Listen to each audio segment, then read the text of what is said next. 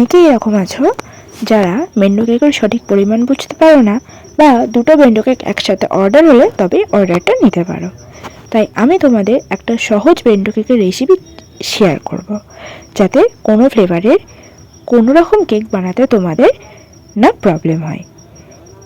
আর কেকটাও হবে ঠিক আমার করা কেকের মতোই, একদম পারফেক্ট, স্পঞ্জি এবং নরম তুলতুলে। চলো তাহলে শুরু করা যাক। বেন্টো কেকের জন্য আমি এখানে একটাই ডিমের ব্যবহার করেছি। সেই ডিমের কুসুমটা আলাদা করে সাদা অংশটাকে ভালোভাবে ফোম করে নিয়েছি। কুসুম সহ এটাকে ফোম করা যায়, কিন্তু টাইমটা অনেক বেশি লেগে যাবে, তার জন্য শুধু সাদা অংশটাকে আলাদাভাবে আমি ফোম করে নিয়েছি। ভালোভাবে ফোম করা হয়ে গেলে আমি এখানে অ্যাড করে নিচ্ছি 1/4 কাপ গুঁড়ো চিনি। চিনিটাকেও ভালো মতো চেলে দিতে হবে।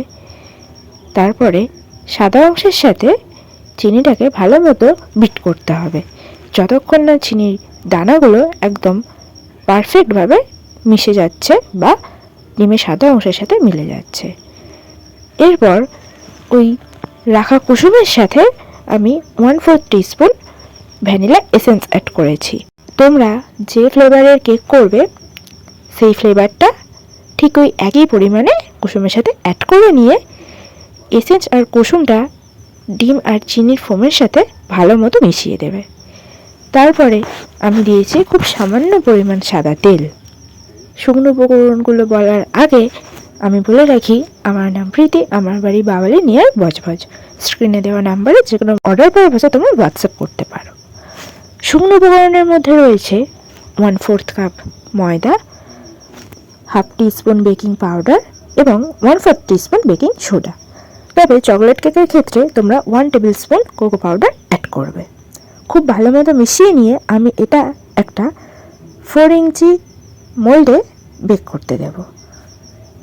আর এই ব্যাটারের ওজনটা হয় ঠিক 125 থেকে 130 গ্রামের মতো।